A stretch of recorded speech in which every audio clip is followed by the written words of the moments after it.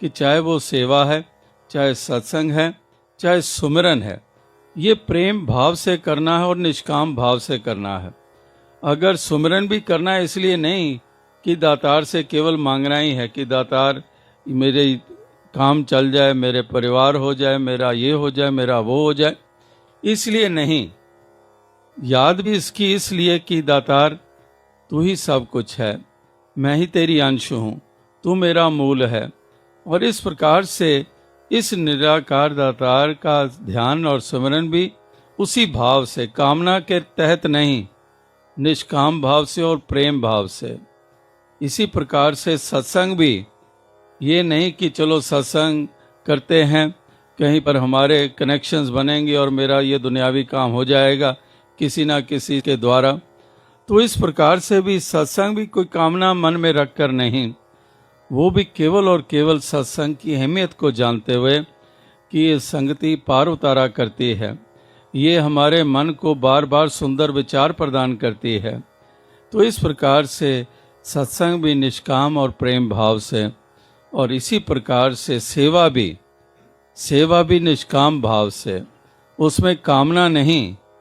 जैसे कबीर जी ने भी एक स्थान पर कहा कि फल कारण सेवा करे, तजे न मन से काम, कहे कबीर चाहे चौगना दाम। कि कहते हैं कि ये चौगना दाम चाहता है कि मैंने ये सेवा की, उसके बदले में मुझे इतना प्राप्त हो जाए। तो वही कह रहे हैं कि फल कारण सेवा करे, फल के कारण नहीं, वो सेवा को समर्पित भाव से अर्पित करता है। और इस प्रकार से ये सेवा करता भी है और फिर किए हुए का मान भी नहीं करता है कि मैं करता हूँ। जैसे पहले कहा कि लगातार अभी भी आपने पढ़ा कि तू करता है जगत का, तू सबका आधार, कि तू करता है, मैं करने वाला नहीं हूँ। अपना किया कछु न होए, करे राम होए है सोए। कि दातार तू ही करने वाला है, ये दातें भी तेरी हैं और कर भी तू रहा है, नाम मेरा हो रहा है, मैं क्या देने वाला हूँ किसी को, ये तू ही है जो तेरी कृपा है। यानी कि सेवा एक तो निष्काम भाव से कर रहा है, ऊपर उसको करके उसका मान भी नहीं कर रहा है, बड़ी सी बड़ी देन देकर भी फिर भी खामोश रहकर दातार का शुक्र कर रहा है। तो इस प्रकार से ये तन मन धन और की सेवा, ये सुमिरन, ये सत्संग, ये भक्ति के ऐसे महत्वपूर्ण अंग, यही भक्त हमेशा निभाने के लिए हमेशा उत्साहित रहता है। एक आध मिनट ही पहले आखिरी श्वास लेने से दास ने कि उनके चरणों से चादर हटाकर उनके चरणों को चूमा और ये प्रार्थना की कि आप एक इंडिविजुअल नहीं, आप वो मिशन रहे हो जो शहंशाह जी ने चाहा था, जो बाबा गुरबचन सिंह जी ने चाहा था। आपके इस रूप में, आकृति में तमाम मिशन की झलक। तो जाते जाते ये वरदान दे दो कि ये मिशन वाकई ही वो हो जो आप वाला मिशन था, जो आपका रूप था।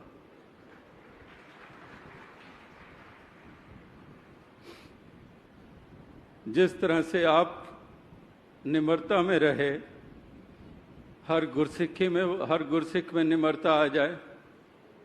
जिस दौड़ में लग चुके हैं आगे आने की, कोई औहदियाँ पदवियाँ प्राप्त करने की और वातावरण को दूषित करने की मनमति हावी होती चली जा रही है, तो यही मांगा कि जाते जाते ये वरदान दे दो कि तमाम संतों का संग का मतलब ये नहीं है कि कहीं उनके साथ उठना बैठना, वो तो है ही है, लाजिम मुबारक है। लेकिन संग का असली मतलब है कि संत जो मत देना चाहते हैं उस मति को अपना लिया जाए। जो वो दिशा निर्देश दे रहे हैं वो एक कान से सुनकर दूसरे से निकालने की बात नहीं है, उसको मन भीतर उतारने की बात है, उसी से बात बनती है।